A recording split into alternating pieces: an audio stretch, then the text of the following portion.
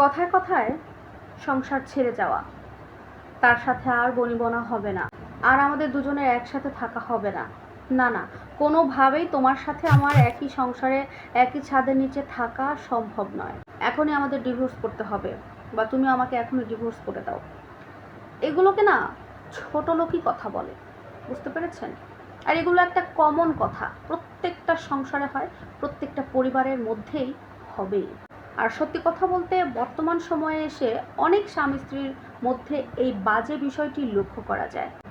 খেয়াল করে দেখবেন অনেক স্বামী আছে যারা কথায় কথায় কোনো কিছু নিয়ে ঝামেলা তৈরি হলো, অশান্তি হলো, কথা কাটাকাটি হলো, স্ত্রীকে কথায় কথায় বাপের বাড়িতে চলে যেতে বলে, যে তোকে দরকার নেই, তুই এখনই বাপের বাড়িতে চলে যা, বা এই ঝামেলা করছিস, তোর সাথে সংসার করবো না, যা তুই তোর রাস্তা মাপ, তুই তোর বাপের বাড়ি যা। আবার এরকমও অনেক স্ত্রী আছে যারা কথায় কথায় তার স্বামীকে বলছে, আমি তোমার মতো লোকের সাথে সংসার করবো না, তোমার মুরত থাকলে আমাকে এখনই ডিভোর্স করে দাও, তোমার মতো লোকের সাথে সংসার করার কোনো ইচ্ছা নাই, সন্তান আছে বলে তোমার সাথে সংসার করতেছি, না হলে কবেই তোমার ডিভোর্স দিয়ে চলে যাইতাম।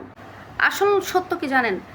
স্বামী স্ত্রীর মধ্যে যখনই ঝগড়া হোক না কেন, যে বিষয় নিয়ে কথা কাটাকাটি হোক না কেন, এই কথাগুলো বলা একদমই উচিত নয়, একদমই উচিত নয়। বিশেষ করে ইমানদার সুলভ তো নয়। এই কথাগুলো বলার কারণে আপনার আমল নামায় গুনাহ লেখা হচ্ছে। ইসলামী শরীয়তে এই কথাগুলো বলা একদমই জায়েজ নয়। বরং আপনাকে সংসার জীবনে এসে ধৈর্যশীল হতে হবে, আপনাকে একটু যুক্তিসঙ্গতভাবে থাকতে হবে, একটু ধৈর্যশীল হয়ে বুঝদারের মতো থাকতে হবে।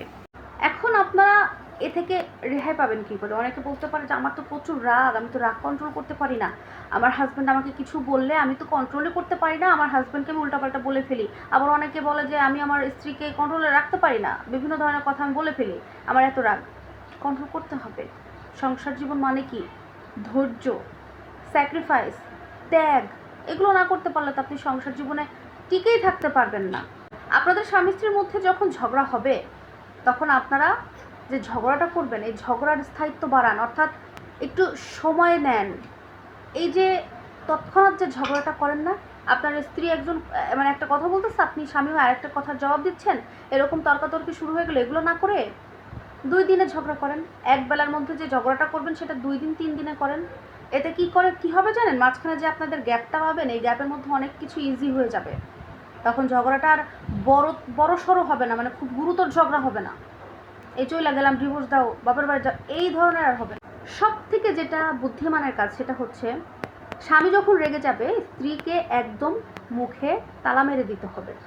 স্বামীর রাগের সময় স্ত্রীকে কোনো কথা বলা যাবে না, পরবর্তীতে কথা বলতে হবে যখন স্বামীর মনটা ঠান্ডা হবে, রাগটা যখন কমে যাবে, ঠিক তখন স্ত্রীকে কথা বলতে হবে। আবার স্বামীকেও এটা বুঝতে হবে, আমার স্ত্রী এখন খেপছে, সে আমাকে উল্টাপাল্টা কথা বলতেছে, আমি তাহলে চুপ করে থাকি। যখন মানুষটা ঠান্ডা হবে, একটু চুপচাপ থাকবে, তখন গিয়ে তাকে সলিড কথা বলবো। দেখবেন আর এত সমস্যাই হচ্ছে না, মানে কোনো মুখ খারাপ হবে না, তখন আপনাদের মেজাজটা ঠান্ডা থাকবে, আপনার তখন ঠান্ডা মাথায় যে কোনো বিষয় সলিউশন করতে পারবেন। এটা হচ্ছে শান্তির নীড়ের লক্ষণ, বুঝতে পেরেছেন?